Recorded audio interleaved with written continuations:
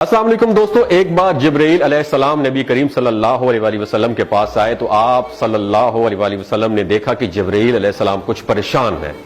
آپ صلی اللہ علیہ وآلہ وسلم نے فرمایا جبرائیل کیا معاملہ ہے کہ آج میں آپ کو غمزدہ دیکھ رہا ہوں؟ تو جبرائیل علیہ السلام نے عرض کی اے محبوب، کل میں اللہ پاک کے حکم سے جہنم کا نظارہ کر کے آیا ہوں، اس کو دیکھنے سے مجھ پہ غم کے آثار نمودار ہو رہے ہیں۔ نبی کریم صلی اللہ علیہ وسلم نے فرمایا کہ جبرائیل مجھے بھی جہنم کے حالات بتاؤ۔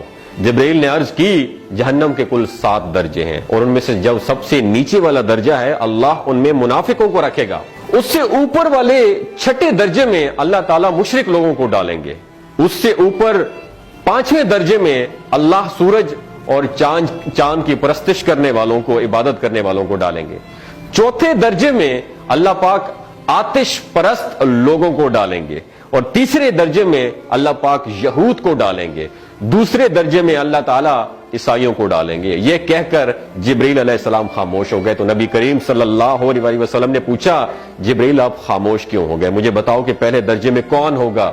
جبرائیل علیہ السلام نے عرض کیا کہ اے اللہ کے رسول، پہلے درجے میں اللہ پاک آپ کی امت کے گناہگاروں کو ڈالیں گے۔ جب نبی کریم صلی اللہ علیہ وسلم نے سنا کہ میری امت کو بھی جہنم میں ڈالا جائے گا تو آپ بے حد غمگین ہو گئے اور آپ نے اللہ کے حضور دعائیں کرنا شروع کر دی۔ 3 دن ایسے گزرے کہ اللہ کے محبوب مسجد میں نماز پڑھنے کے لیے تشریف لاتے، نماز پڑھ کر حجرے میں تشریف لے جاتے اور دروازہ بند کر کے اللہ کے حضور رو رو کر دعائیں فرماتے۔ صحابہ حیران تھے کہ نبی کریم صلی اللہ علیہ وآلہ وسلم پر یہ کیفیت کیسے طاری ہوئی ہے، مسجد سے حجرے جاتے ہیں، گھر بھی تشریف لے کر نہیں جا رہے۔ جب 3را دن ہوا تو سیدنا ابو بکر صدیق رضی اللہ تعالیٰ عنہ سے رہا نہیں گیا، وہ دروازے پر آئے اور دستک دی اور سلام کیا لیکن سلام کا جواب نہیں آیا۔ آپ روتے ہوئے سیدنا عمر رضی اللہ تعالیٰ عنہ کے پاس آئے اور فرمایا کہ میں نے سلام کیا لیکن سلام کا جواب نہیں پایا، لہٰذا آپ جائیں، ہو سکتا ہے آپ کو سلام کا جواب مل جائے۔ آپ گئے تو آپ نے 3 مرتبہ سلام کیا لیکن سلام کا جواب نہ آیا۔ حضرت عمر رضی اللہ تعالیٰ عنہ نے سلمان فارسی کو بھیجا لیکن پھر بھی سلام کا جواب نہیں آیا۔ حضرت سلمان فارسی نے واقعے کا تذکرہ حضرت علی رضی اللہ تعالیٰ عنہ سے فرمایا۔ انہوں نے سوچا کہ جب اتنے عظیم شخصیت کو سلام کا جواب نہیں ملا تو مجھے بھی خود نہیں جانا چاہیے، بلکہ مجھے ان کی نور نظر بیٹی حضرت فاطمہ رضی اللہ تعالیٰ عنہا انہیں اندر بھیجنا چاہیے۔ لہٰذا آپ نے حضرت فاطمہ رضی اللہ تعالیٰ عنہا کو سب احوال بتا دیا۔ آپ حجرے کے دروازے پر آئیں، ابا جان السلام علیکم، بیٹی کی آواز سن کر محبوب کائنات اٹھے، دروازہ کھولا اور سلام کا جواب دیا۔ ابا جان یہ آپ پر کیا کیفیت ہے کہ 3 دن سے آپ یہاں پہ تشریف فرما ہے؟ نبی کریم صلی اللہ علیہ وسلم نے فرمایا کہ جبرائیل نے مجھے آگاہ کیا ہے کہ میری امت بھی جہنم میں جائے گی۔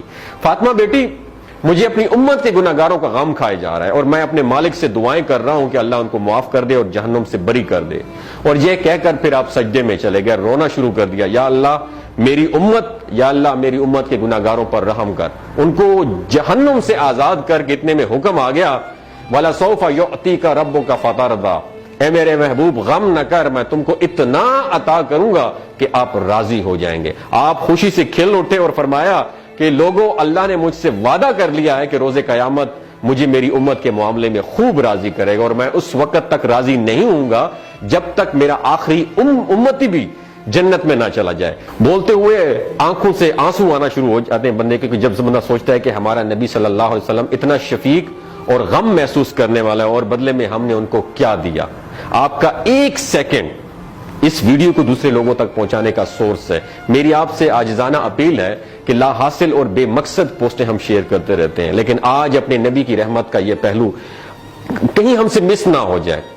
ایک شیئر کر کے اپنا حصہ ضرور ڈالیے گا، کیا پتا کون گناہگار پڑھ کر راہ راست پہ آ جائے اور دوسروں کو تھوڑی سی ہدایت مل جائے۔ کہنے کا مقصد یہ ہے کہ ایک نبی ہمارے لیے اتنا غم خوار ہے اور ہم یہاں بیٹھ کے اس کی امت کے اوپر اتنے مظالم ڈھائے جا رہے ہیں، ہمارے فلسطینی بھائیوں پہ اتنا ظلم کیا جا رہا ہے، لیکن ہم ٹس سے مس نہیں ہو جا رہے۔ آج ہمارے پاس اگر تلواریں ہوتی تو ہم تو بالکل سوچنا ہی ختم کر دیتے، لیکن آج ہمارے پاس میزائل ہیں، آج ہمارے پاس ایٹم بم ہے، لیکن پھر بھی ہم بے حس بنے ہوئے ہیں۔